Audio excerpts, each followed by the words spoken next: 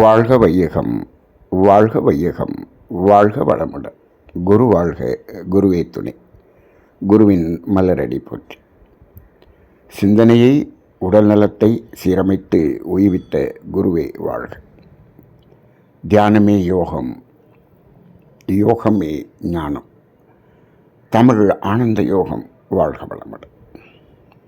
மெய்யன்பர்களே, அடிப்படை ஜோதிட ஞானம் என்ற பயிற்சி வகுப்பு கடந்த 11 வாரங்கள் சென்று விட்டது.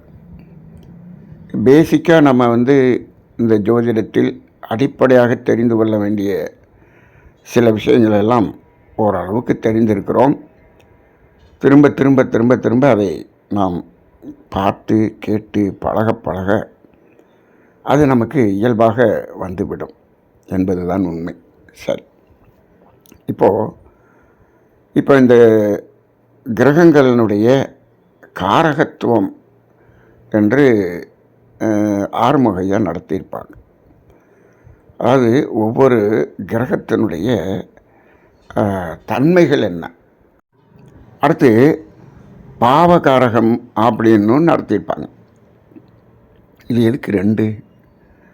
பாவகாரகம் அப்படிங்கிறதுக்கும் கிரககாரகம் என்பதற்கும் என்ன வித்தியாசம்? ஜோதிடத்தில் இது எப்படி நடைமுறையாகப்படுகிறது அப்படிங்கிறத நம்ம பேசிக்க தெரிஞ்சுக்கணும். ஏன்னா அந்த காரகத்தினுடைய தன்மைகளெல்லாம் அவர் சொன்னதெல்லாம் அப்படியே நீங்கள் கேட்டு மீண்டும் மீண்டும் கேட்டு அதை பழக்கப்படுத்திக் கொள்ளலாம். இப்போது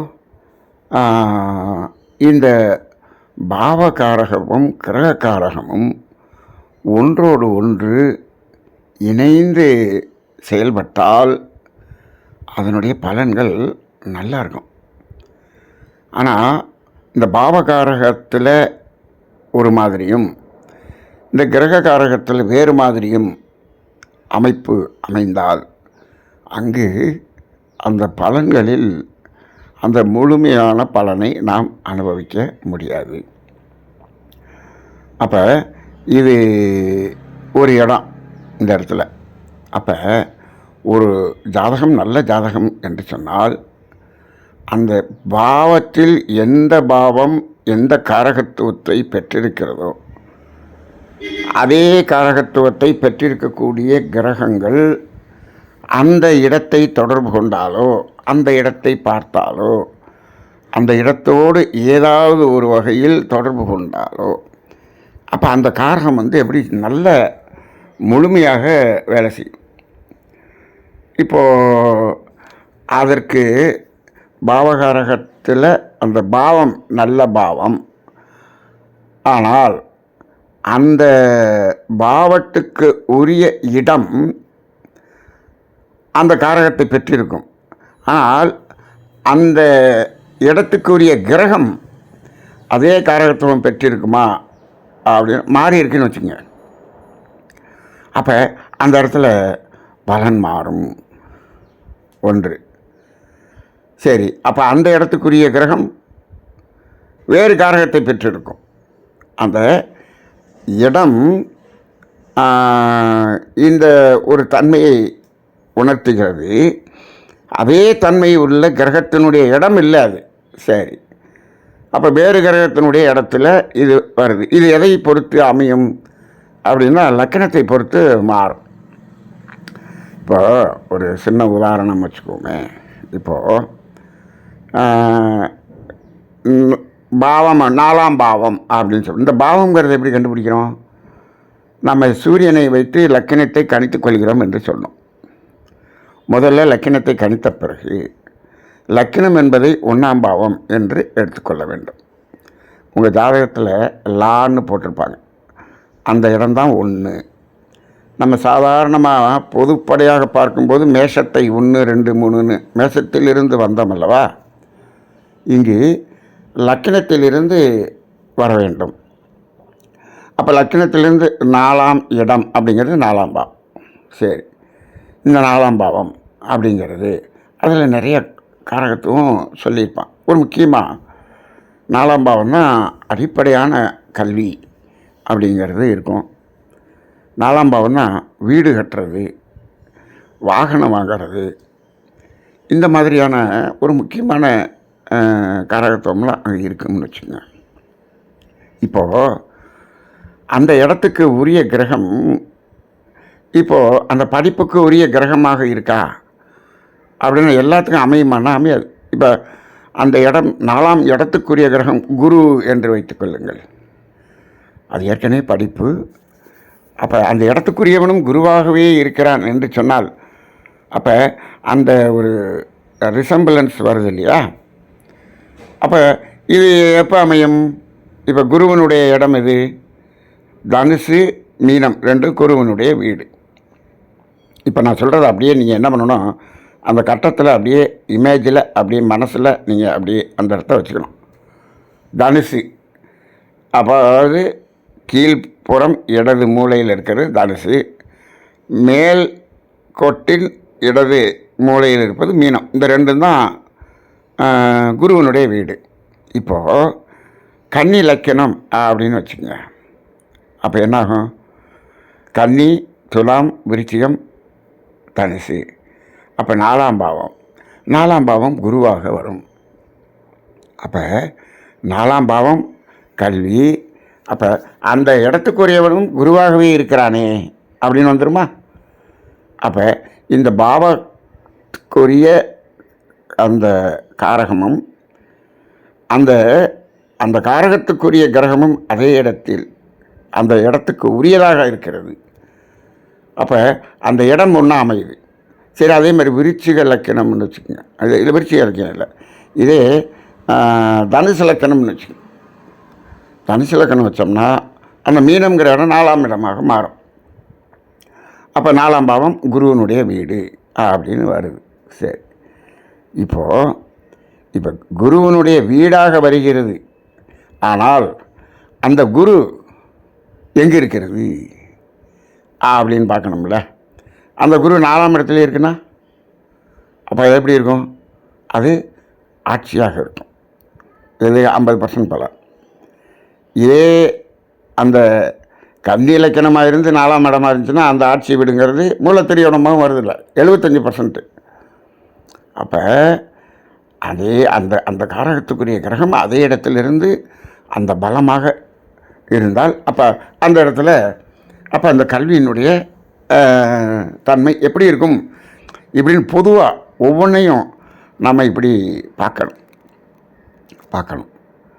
அப்போ இப்போ 4ஆம் இடம் வீடுன்னு சொல்கிறோம்.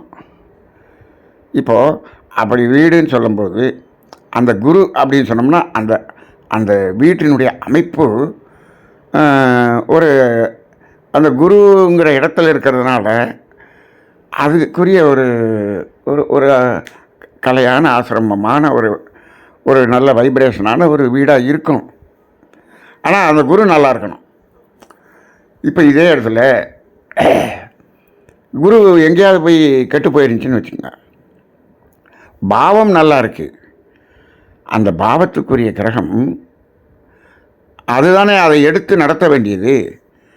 அது எங்கேயாவது போய் மறைஞ்சிருச்சு, கெட்டு போச்சு, 6, 8, 12 உட்காந்துருச்சு அப்படின்னு சொன்னால் அப்போ என்னாகும்? இந்த படிப்பு அப்படிங்கிற அந்த காரகம் பிரச்சனையாக மாறிவிடும். அப்போ இதில் பாவகாரகமும் கிரக காரகமும் என்ன ஆகணும்? இணைந்து வர வேண்டும். இணைந்து அது ரெண்டும் ஒன்றோடு ஒன்று அது இணைப்பாக இருக்கும்போது தான் அது நல்ல ஜாதகம். இது எல்லா பாவத்துக்கும் சரியாக வருமா? இப்போது இதே அந்த மகர லக்கணம்னு வச்சுக்கோங்க. மகர லக்கணம்னா இந்த குருவினுடைய வீடு 12ஆம் வீடாக போயிடுது. 4ஆம் வீடு வரல இல்லை அந்த படிப்பு அப்படிங்கிறதுக்கு. அங்கே அதுக்கு 4ஆம் வீடு என்ன ஆயிடுது? செவ்வாயாக மாறிவிடுகிறது. அது குரு வரல. அப்போ இது ஒவ்வொரு லக்கணம் மாறும்போது 12 அந்த பாவத்தினுடைய காரகத்துவமும் மாறிவிடும். ஒரு கட்டம் மாறிச்சுன்னா அதை இடம் எப்படி மாறுதுன்னு பாருங்கள். இப்போ கன்னி லக்கணம்னு சொன்னால் அந்த குருவனுடைய தனுசு 4ஆம் இடமா இருக்கு இல்லையா, அதே துலா லக்கணமாக போச்சுன்னா அது 3ஆக மாறிடுது. அப்போ ஒரு லக்கினம் மாறும் பொழுது அந்த இடம் மாறி போகுதா? நீங்கள் கனி லக்கணம்னா 4, 7ன்னு வரும் அந்த குரு.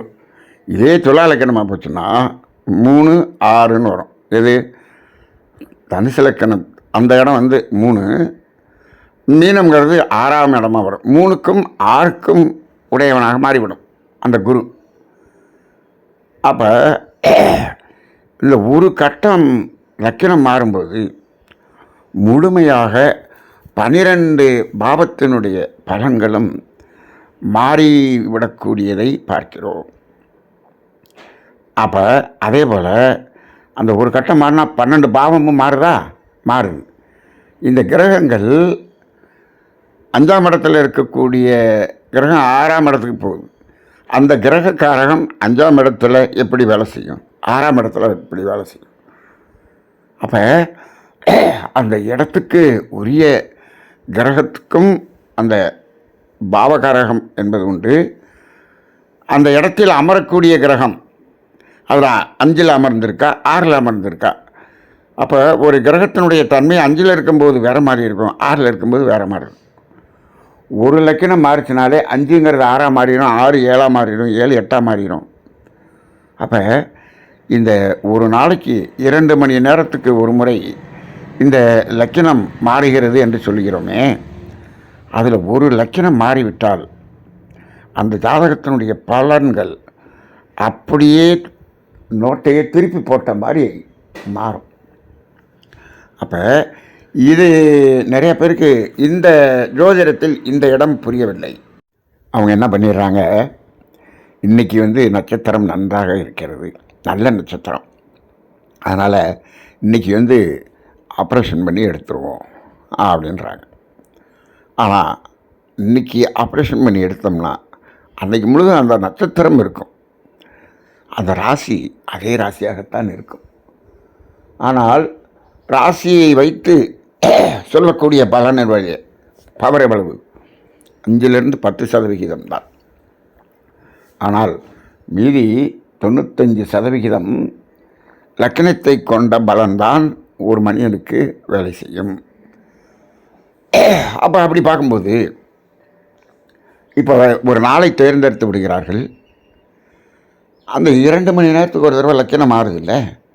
அப்போ அந்த டாக்டர் அவைலபிலிட்டி, அவர் எப்போ வராரு, எத்தனை மணிக்கு ஆப்ரேஷன் பண்ணுறாங்க, இப்போ இது எல்லாமே கணக்கீடாக எடுக்கப்படக்கூடியதாக மாறுகிறது. அப்போ இயற்கை அந்த லக்கணத்தை எங்கு அமைக்கிறது, எப்படி அமைக்கிறது அப்படிங்கிறத பொறுத்து தான் அந்த ஜாதகம். அந்த லக்கணம் எப்படி அமையும்? அவரது அப்பா அம்மாவிடம் இருந்து வந்த அந்த சங்கீத கர்மத்தினுடைய அந்த டோட்டல் இருக்கிறது அல்லவா, அந்த பதிவுக்கு ஏற்றாற்போல் தான் அந்த லக்கினம் அமையும். அப்போ அது இயற்கையாக அந்த சூரியன் அந்த லக்கணத்தை அமைத்து கொடுக்கிறது. சூரியனும் சந்திரனும் சேர்ந்து தான் இந்த ராசியையும் லக்கணத்தையும் நிர்ணயம் செய்கிறது.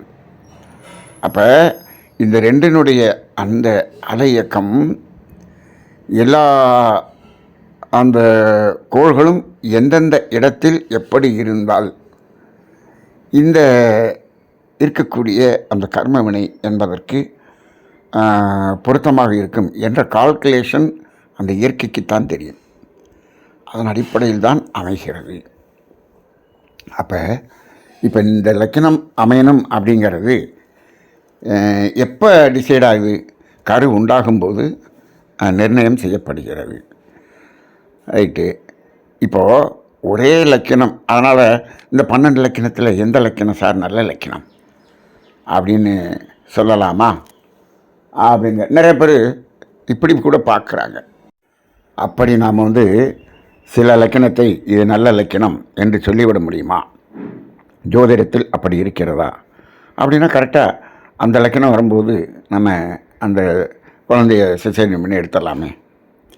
அதுக்கும் அங்கே பாசிபிலிட்டி இல்லை. ஏனென்று சொன்னால் ஒரு லக்கணத்தை இந்த லக்கணம் நல்ல லக்கணம் என்று எப்படி சொல்ல முடியும் என்று சொன்னால் அதில் ஒரே ஒரு இடம்தான் நம்ம அதில் பார்க்கலாம்.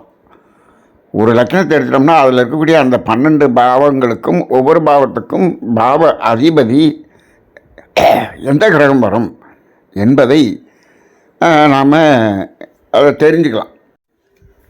அப்படியே பார்க்குறோன்னு வச்சுக்கோங்களேன், ஒரு பாவத்தினுடைய அந்த அமைப்பு நல்லா இருக்கும். அதே இது இன்னொரு பாவத்தில் அது சரியாக இருக்குதுன்னு சொல்ல முடியாது. எல்லா பாவமும் நல்ல அமைப்பு அப்படின்னு ஒரு இலக்கணம் அப்படின்லாம் சொல்ல முடியாது. ஏன்னு கேட்டால், இப்போது இந்த கிரகங்களில் சனி, குரு, செவ்வாய், சுக்கிரன், புதன் இது எல்லாமே 2 பாவங்களை அது சொந்த பாவங்களாக கொண்டு இருக்கிறது. இதில் ஒரு பாவம் நல்லதாக வருதுன்னு வச்சுக்கோங்க, அந்த இன்னொன்று என்ன ஆயிரும், மோசமானதாக மாறிடும்.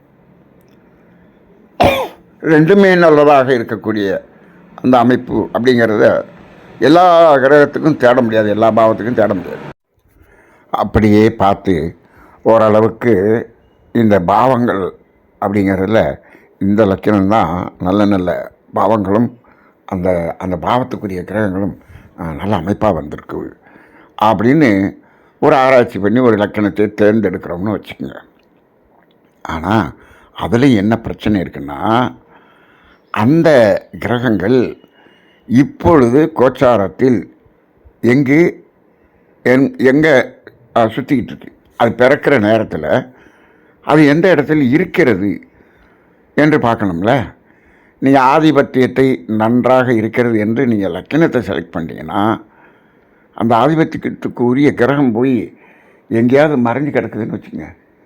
இப்போ ஒரு 3-4 கிரகத்தினுடைய ஆதிபத்தியம் நல்லா இருக்கக்கூடிய நல்ல அமைப்பாக இருக்கக்கூடிய ஒரு லக்கணத்தை நீங்கள் சூஸ் பண்ணிட்டீங்க.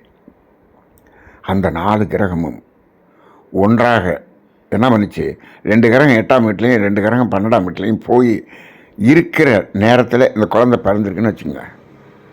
ஆதிபத்தியம் நல்லா தான் இருக்குது, ஆனால் முழுக்க அது என்ன ஆகிப்போச்சு, 8லையும் 12லையும் போய் அந்த இடத்துக்கு உரிய அத்தனை பவரையும் இழந்து விட்டது. அப்போ நீங்கள் எதை வச்சு செலக்ட் பண்ணுவீங்க?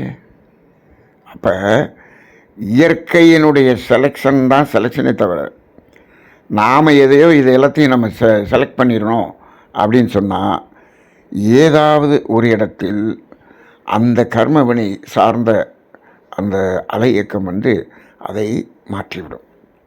அதனால் அந்தளவுக்கு ரொம்ப அக்யூரேட்டாக அப்படி கணிச்செல்லாம் எடுக்க முடியாது. அப்போ இதில் தான் நம்ம என்ன பண்ண வேண்டியிருக்கிறது, இந்த ஜாதகத்துக்கும் நமது கர்ம வினைக்கும் என்ன தொடர்பு இருக்கிறது என்பதை நாம் என்ன செய்ய வேண்டியிருக்கு, ஆய்வு செய்து தெரிந்து கொள்ள வேண்டியதாக இருக்கிறது. அது தெரிஞ்சுக்கிட்டோம்னா இந்த பிரச்சனையே வராது. அப்போ இது நாம் இந்த லக்கணத்தையோ அந்த இடங்களையோ ராசியையோ நாம் அமைப்பதற்கு முயற்சி செய்வதை விட, இது நல்ல லக்கணமாக வந்து அந்த பாவத்துக்குரிய கிரகங்களும் கெட்டுப்போகாமல் நன்றாக இருக்கக்கூடிய நேரத்தில் குழந்தை பிறப்பதற்கு நாம் என்ன செய்ய வேண்டும் என்பதை நாம் செய்தால் அது சாத்தியம். இது எப்போ தொடங்கணும், நீங்கள் பிறந்து 3 வயசுலேருந்து தொடங்கணும். அட்லீஸ்ட் கல்யாணம் பண்ண பிறகாவது தொடங்கணும். கல்யாணம் பண்ண பிறகு தொடங்கினாலே மாற்ற முடியாது. நமது வாழ்க்கையிலே ஒரு 3 வயது அல்லது 12 வயதுன்னு வச்சுக்கோமே, அதன் பிறகு நம்மளுடைய செயல்களை அந்த 2 ஒழுக்க பண்பாட்டின் அடிப்படையில், அறத்தின் அடிப்படையில் நாம் செய்து கொண்டே வந்தால், அது இந்த லக்கணத்தையும் ராசியையும் அந்த கோள்கள் எப்படி இருக்க வேண்டுமோ அந்த இடத்தில் அந்த நேரத்தில் அந்த குழந்தையை உற்பத்தியாக செய்து பிறக்கச் செய்து அந்த ஜாதகத்தை அமைத்து கொடுக்கும். அப்போ ஒரு ஜாதகத்தை நல்ல ஜாதகமாக ஆக்கி குழந்தை பிறக்கணும் அப்படின்னு சொன்னால், அது நீங்கள் பிறந்ததிலிருந்து குழந்தை பிறக்கும் வரை நீங்கள் உங்களுடைய வாழ்க்கையை மாற்றியிருக்க வேண்டும். அப்போ இது எவ்வளோ வேலை இருக்குது பாருங்கள்.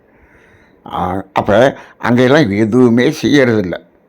எதுவுமே செய்யாமல் குழந்த பிறந்த பிறகு ஜாதகத்தை கணிச்சிட்டு, ஒரு வருஷத்துக்கு நிறைய பேர் கணிக்கிறதில்ல. பொதுவாக குழந்த பிறந்து ஒரு வருஷத்துக்கு ஜாதகத்தை கணிக்காத அப்படின்னு நம்ம ஊரில் ஒரு ரூல் இருக்குது.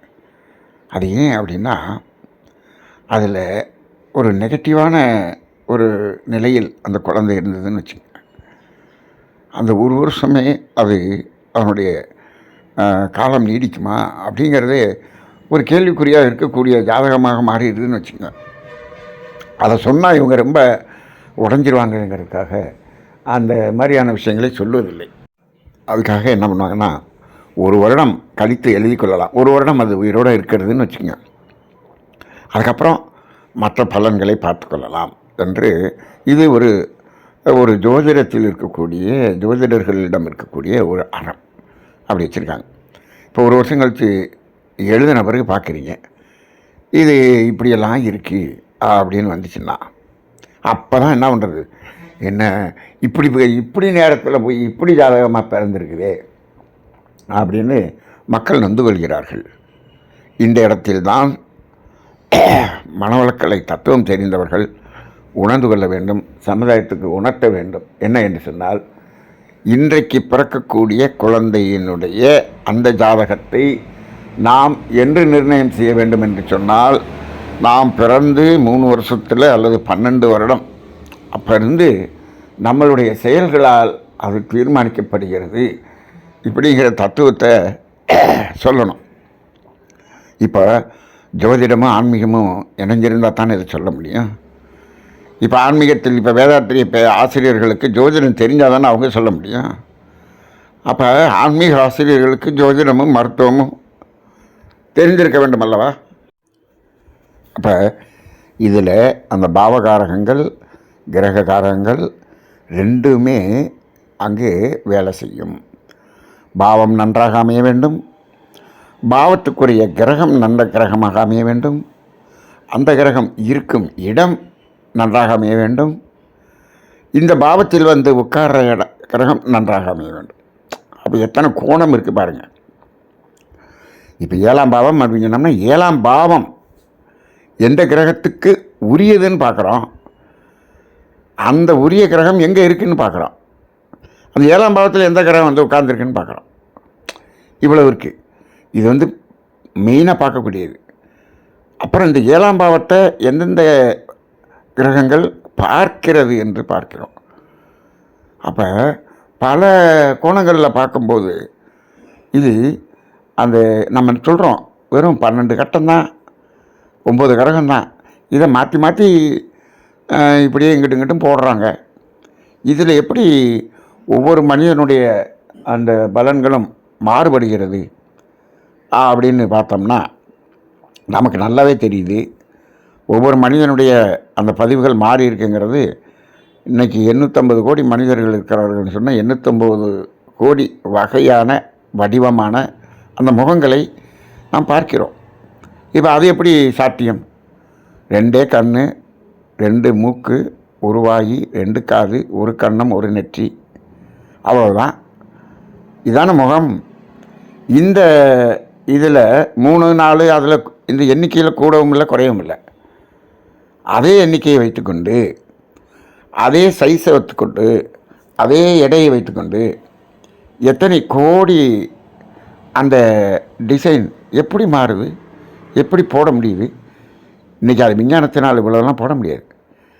அப்போ அந்த வித்தியாசம், இவ்வளவு வித்தியாசம் இருக்குது அப்படின்னு சொன்னால், அத்தனை வித்தியாசமும் இந்த ஒவ்வொரு ஜாதகத்துக்குள்ளும் இருக்கிறது.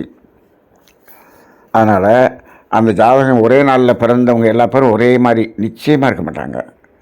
இன்னும் சொல்லப்போனால் ஒரு நாளில் ஒரே அந்த லக்கணத்தில் பிறக்கிறாங்கன்னு வச்சுக்கோங்களேன், அவங்களுடைய அந்த கட்டம் என்பது இந்த பாவம், பாவத்துக்குரிய கிரகங்கள், அது இருக்கிற இடம், அது உட்கார்ந்த இடம், இது எல்லாமே 2 பேருக்கு ஒரே மாதிரி இருக்கும். ஒரு 15 நிமிஷத்தில் இடைவெளியில் 2 குழந்தைகள் பிறக்குது, இல்லை 10 நிமிஷம் இடைவெளியில் 2 குழந்தைகள் பிறக்குது, இரட்டை குழந்தைகளே பிறக்கிறது. ஆனால் அந்த ஜாதகம் நோட்டில் ஒரே மாதிரி இருக்கும், ஆனால் பலன்கள் மாறுபடுகிறது. அப்போ அங்கே ஏதோ நுணுக்கமாக, இன்னும் நுணுக்கமாக ஏதோ வேலை செய்கிறது அல்லவா? அது இப்போ நாம் மேலோட்டமாக சொல்கிறோம், எந்த பாவம், பாவத்துக்குரிய கிரகம், அதை உட்கார்ந்த இடம், பாவத்தில் உட்கார்ந்த இடம், அதை பார்த்த இடம், இது ரொம்ப சாதாரணமாக சொல்லிட்டேன். ஆனால் இந்த பாவம், ஒரு பாவம் சொல்லி, இப்போ 4ஆம் பாவம் அப்படின்னு சொல்லிட்டோம். இந்த 4ஆம் பாவத்துக்குரிய கிரகம் குருன்னு சொல்லிட்டோம்னு வச்சுங்களேன். இந்த 4ஆம் பாவம் என்பது அந்த 4வது ராசியிலே இந்த பிறந்த நேரத்தில் அந்த 4ஆம் பாவம் எந்த டிகிரியில் அமைந்திருக்கிறது, அதில் 30 டிகிரி இருக்குது. அந்த 4ஆம் பாவம் எத்தனாவது டிகிரியில் அமைகிறது? ஒருத்தருக்கு 13வது டிகிரியில் அந்த 4ஆம் பாவம் அமையும், ஒருத்தருக்கு 14வது டிகிரியில் அமையும்.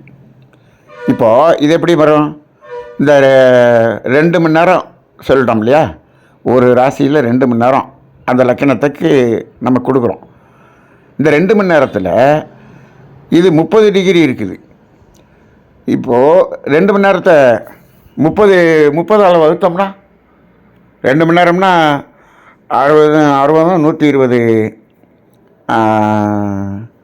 நிமிஷம்னு வச்சுக்கலாம். 120 நிமிஷம். 120 30 வகுத்தோம்னா 4 நிமிடம். 4 நிமிஷத்தில் 1வது டிகிரியிலேருந்து 2வது டிகிரிக்கு மாறிடும். எது மாறிடும்? 4ஆம் பாவம் என்பது எத்தனாவது டிகிரியில் இருக்கிறது? இதெல்லாம் நம்ம சாதாரணமாக நீங்கள் வீட்டில் வச்சுக்கிற நோட்டில் அதெல்லாம் இருக்காது. அந்த கால்குலேஷன்லாம் இப்போ போடுற அளவுக்கெல்லாம் யாரும் இல்லை. ஆனால் இப்போ என்ன கம்ப்யூட்டரு சாஃப்ட்வேர் வந்ததுனால இப்போ அதெல்லாம் போட முடியுது.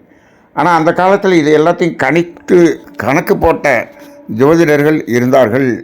அப்போ இந்த 2 மணி நேரத்திலேயே 4 நிமிஷத்தில் அந்த ஒரு டிகிரி மாறுறப்ப அங்கே ஒரு மாற்றம் ஏற்பட்டுவிடும்.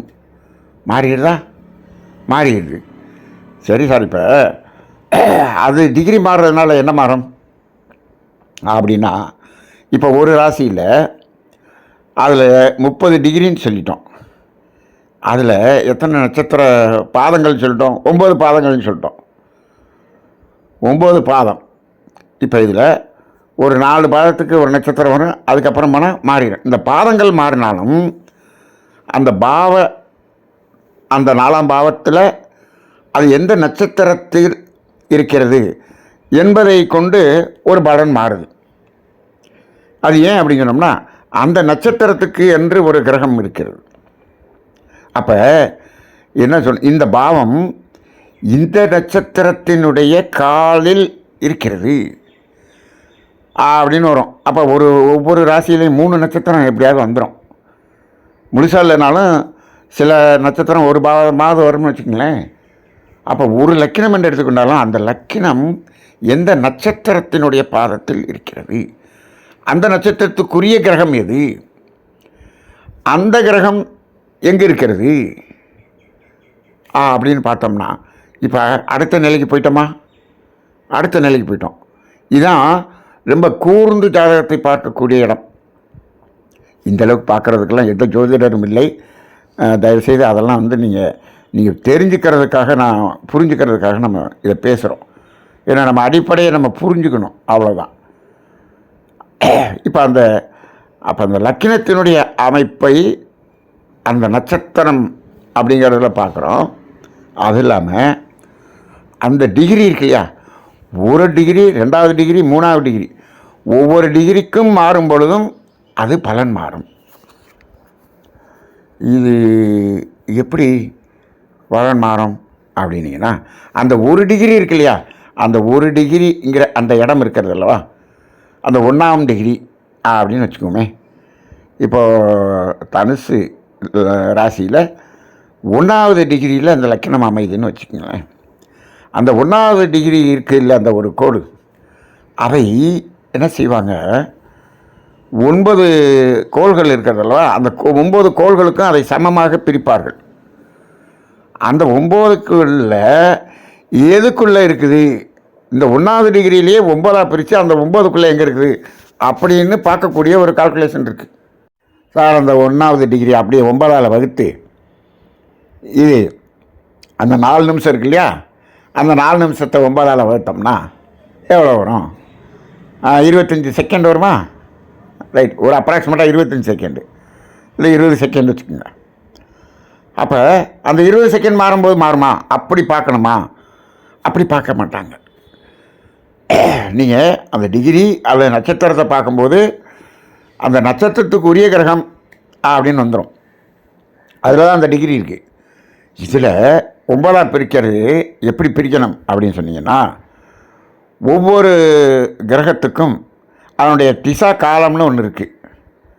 அந்த திசா காலத்தை மொத்தமாக எல்லா கிரகங்களுடைய திசை காலத்தை கூட்டினீங்கன்னா 120ன்னு வரும். அதனால தான் ஒரு மனிதனுடைய ஆயுள் 120 வருடம்னு சொல்கிறாங்க. இப்போ அந்த திசை காலம் ஒவ்வொன்றும் மாறும். இப்போ அதை நீங்கள் தெரிஞ்சுக்கணும்னா என்னன்னா, சில திசைகள் லாங்காக இருக்கும். அதிகமான திசையை கொண்டது எது? சுக்கிரன் 20 வருடம். அதுக்கடுத்து சனி என்பது 19 வருடம் இருக்கும். ராகு 18 வருடம் இருக்கும். புதன் 17 வருடம் இருக்கும். குரு 16 வருடம் இருக்கும். அப்போ இது எல்லாமே அதிகமான ஆண்டுகள் கொண்ட ஒரு கிரகங்கள். எத்தனை வந்துருச்சு? 16, 17, 12, 19, 20, 5 கிரகம் வந்துருச்சா? மீதி 4.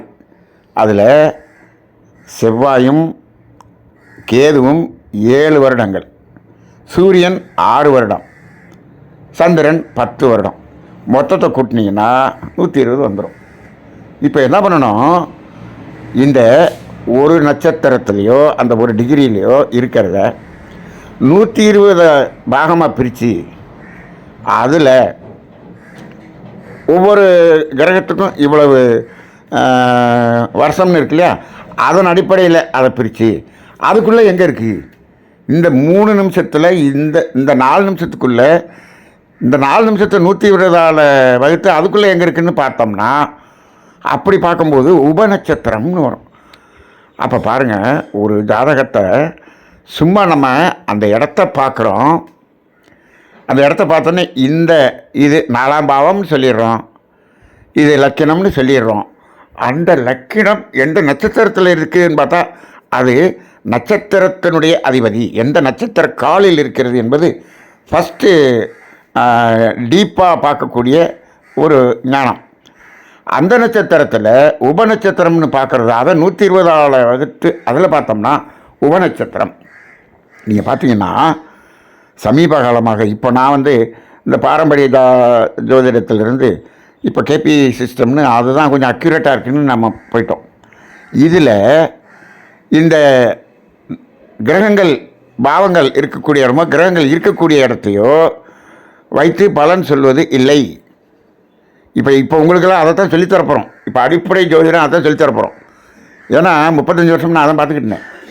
ஆனால் இப்பொழுது பலன் சொல்வதெல்லாம் எப்படின்னா, அந்த நட்சத்திரத்துக்கு அதிபதி உபநட்சத்திரத்துக்கு அதிபதி அது எப்படி இருக்கிறது, எங்கே இருக்கிறது, எதோடு தொடர்பு கொண்டு இருக்கிறது, அப்படி பார்த்து அதன் அடிப்படையில் பலன் எடுக்கணும்.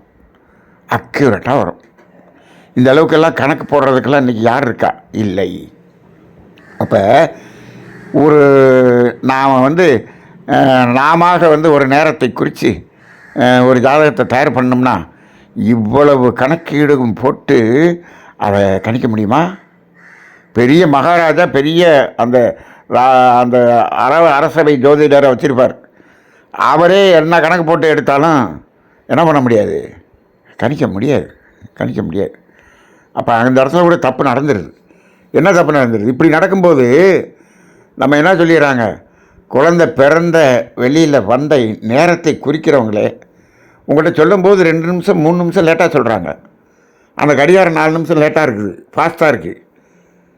இப்போ நமக்கு இந்த 4 நிமிஷத்துக்குள்ளே 120 வகுத்து எவ்வளவு பார்க்குறோமே, இப்போ எவ்வளவு அப்போ அக்யூரேட்டாக அதுக்குள்ளே மாற்றம் வந்துடுதா?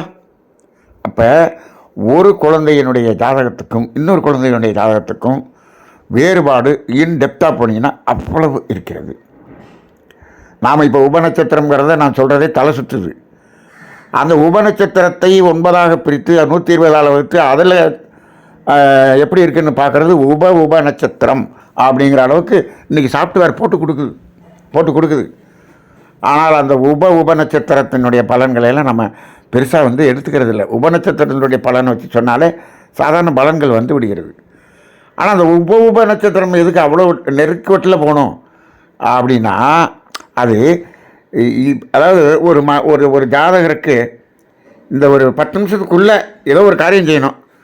இந்த இடத்துல செய்கிறதா வேணாமா, இந்த இடத்துல ஒரு டிசிஷன் எடுக்கிறதா வேணாமா, இப்போ ஒரு பஸ் வருது, இந்த பஸ்ஸில் ஏறலாமா வேணாமா அப்படின்னு ஒரு டிசைட் பண்ணணுன்னு வச்சுக்கோங்க. இந்த பஸ்ஸில் ஏறலாமா அடுத்த பஸ்ஸில் ஏறலாமா, இதுக்கு என்ன பண்ணுறது, இதுக்கு ஜாதகம் பார்க்க முடியுமா, பார்க்குறீங்கன்னு வச்சுக்கோங்க. அதில் அந்த உபநட்சத்திரத்துக்கு மேலே உப நட்சத்திரத்தில் போய் பார்த்து அங்கே அதில் ரொம்ப ரொம்ப ரொம்ப மைன்யூட்டு, அதில் அந்த இடத்துல ஒரு 8-12ன்னு ஒரு தொடர்பு இருந்துச்சு. இந்த பஸ்ஸில் ஏறாதீங்க, 2 நிமிஷம் கழிச்சு அடுத்த பஸ்ஸில் ஏறுங்க அப்படின்னு சொல்லலாம்னு வச்சுங்க. நீங்கள் அப்படி 2வது பஸ்ஸில் ஏறி போனீங்கன்னா அந்த முதல் பஸ்ஸு போகிற வழியில் கீழே விழுந்து கிடக்கும். இதை கூட கண்டுபிடிக்கலாம். இந்த அளவுக்கு அந்த கோள்கள், அலை இயக்கம், ஜோதிட ஞானம் இருக்குதுன்னு சொன்னால், இது நான் எதுக்கு நான் இவ்வளோ வரை சொல்கிறேன்னா, ஜோதிடத்தை என்னமோ சாதாரணமாக எல்லோரும் என்ன பெரிய ஒரு 12 கட்டம் இதில் இதே மாற்றி போட்டிருக்கிறாங்க. சில பேரில் ரொம்ப அசால்ட்டாக சொல்கிறாங்க. இந்த கிரகம் மட்டும் இங்கே இருக்கிறது பதில் அடுத்த கட்டத்தில் இருந்திருந்தா அப்படின்னு ஒன்று சில பேர் வேடிக்கையாக என்ன சொல்கிறாங்க, இப்போ என்னங்க புதுசாக ஒரு நோட்டு வாங்கி அதை கட்டத்தை போட்டு இந்த கருத்துக்கு அதில் எழுதி கொடுங்க அப்படின்னு கேலி பண்ணுறவங்களாம் இருக்காங்க. இது எழுதுவது அல்ல, நாம் உருவாக்குவது அல்ல. இதை நாம் உருவாக்குகிறோமா? இல்லை.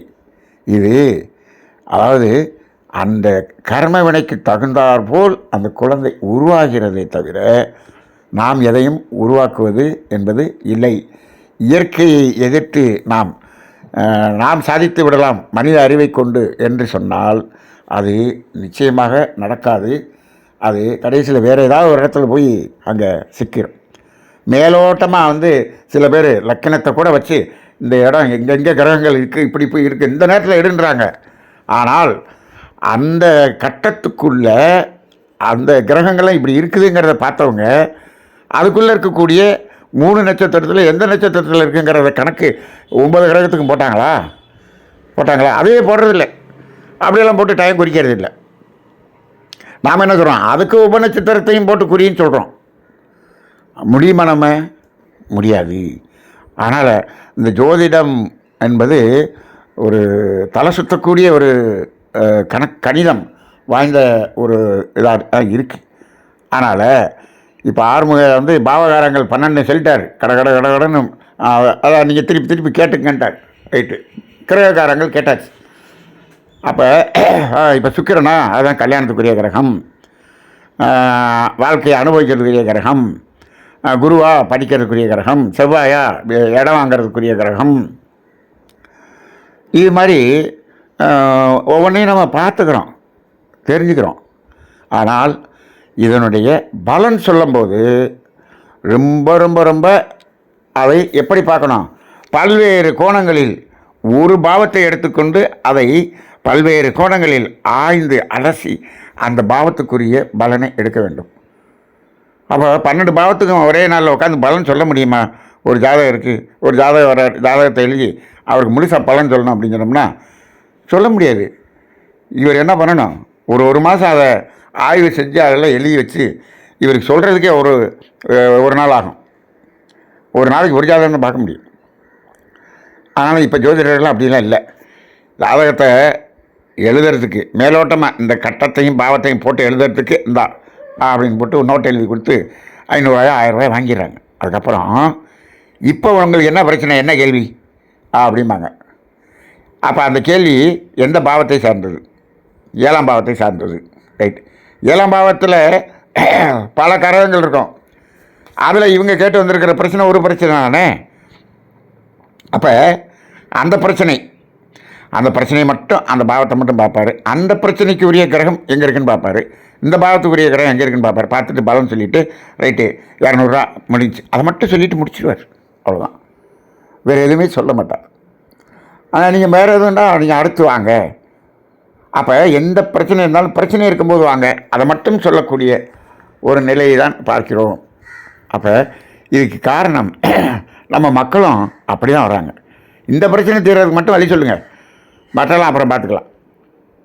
அப்போ இது இப்போ இப்போ ஒரு பிரச்சனைக்கு வராரு, இப்போ தொழில் நல்லா இருக்குங்க நீங்கள் செய்யுங்க அப்படின்றாருன்னு வச்சுக்குவோம். ஆனால் பார்த்துக்குங்க, ஒரு 6 வருஷம் தாங்க, 6 வருஷம் கழித்து உங்களுக்கு வரக்கூடிய திசை ராகு திசை ரொம்ப கஷ்டமாக இருக்குங்க. அங்கே வந்து நீங்கள் ஒரு கிட்டத்தட்ட ஒரு 18 வருஷம் ரொம்ப மோசமாக இருக்கும். அது அப்புறம் பார்த்துக்கலாம், அதை பற்றிலாம் இப்போ சொல்லாதீங்கன்றான். அது சொல்லாதீங்கன்றான். சரி, அப்போ சொல்லாதீங்கன்னு சொன்னால் நாங்கள் இந்த 6 வருஷத்தில் சம்பாரிச்சிடுவோம்ல, ரைட்டு. இப்போது இந்த 6 வருஷத்துலையும் சம்பாதிக்கிறது ரைட்டு. இந்த 18 வருஷத்தில் வர வேண்டிய துன்பத்தை குறைப்பதற்கு இந்த சம்பாதித்த பணத்தை வைத்து நீ என்ன புண்ணிய காரியம் செய்து அதை குறைக்கிறாய். அதுக்கு ஏதாவது வழி சொல்கிறாங்களா? ஜோதிடம் சொல்கிறதில்ல, மக்களும் சொல்ல விடுறதில்லை, கேட்கறதில்லை. அப்போ இன்றைக்கி ஜோதிடம் இப்படி போனால் உண்மையான முழுமையான அந்த பலனை அதுக்கு சொல்ல முடியலை. அதனால தான் நாம் வந்து ஜோதிடம் பார்க்கறது எப்போ பார்க்கணும், எப்படி பார்க்கணுங்கிறத பல தடவை சொல்லிட்டு வரோம்.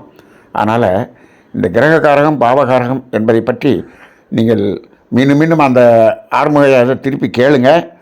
கேட்டுட்டு அதுக்கப்புறம் நம்ம அடுத்த வாரத்துலேருந்து திரும்பவும் நம்ம அந்த ஒரு கிரகத்தை எடுத்து நம்ம கொஞ்சம் அமைதியாக, கொஞ்சம் அவர் கொஞ்சம் ஸ்பீடாக சொல்லிட்டாரு, நம்ம கொஞ்சம் அமைதியாக அனலைஸ் பண்ணலாம். இருந்தாலும் அதை அனலைஸ் பண்ணாலும் இதை பலன் பார்க்கும் விதத்துக்கு போகும்போது தான் ரொம்ப இதாக இருக்கும். அடுத்து அந்த இந்த பலன் பார்க்குறதுங்கிறதுக்கு அடுத்து அந்த கேபி சிஸ்டத்தில் எப்படி பார்க்குறது அப்படின்னு நம்ம வரும்போது இன்னும் அக்யூரேட்டான பலனை பார்க்குறதுக்கு நம்ம தெரிஞ்சுக்கலாம். அந்த கேபி ஜோதிடத்தினுடைய அந்த முறை எப்படி அப்படிங்கிறதையும் அதையும் ஆறுமுகையை வந்து நடத்துகிறேன்னு சொல்லியிருக்காரு. அதில் கொஞ்சம் அவர் அந்த கேபி இதில் வந்து அவர் கொஞ்சம் நல்ல ஒரு தேர்ச்சி பெற்றவர், பல்வேறு கோணங்களில் அதை அலசி ஆராயக்கூடிய ஒரு திறமை வாய்ந்தவர். ஆனால் என்னென்னா கொஞ்சம் ஸ்பீடாக பேசுவார். அந்த ஸ்பீடுக்கு நம்ம கவனிக்கணும். அதை நம்ம பின்னாடி பார்ப்போம். அந்த அடிப்படையிலே இந்த பாவகாரகம் கிரககாரகம் என்பதை மீண்டும் மீண்டும் கேளுங்கள். கேட்டுட்டு அடுத்த வாரம் நம்ம அடுத்த பகுதியில் சந்திப்போம். வாழ்க வளமுடன்.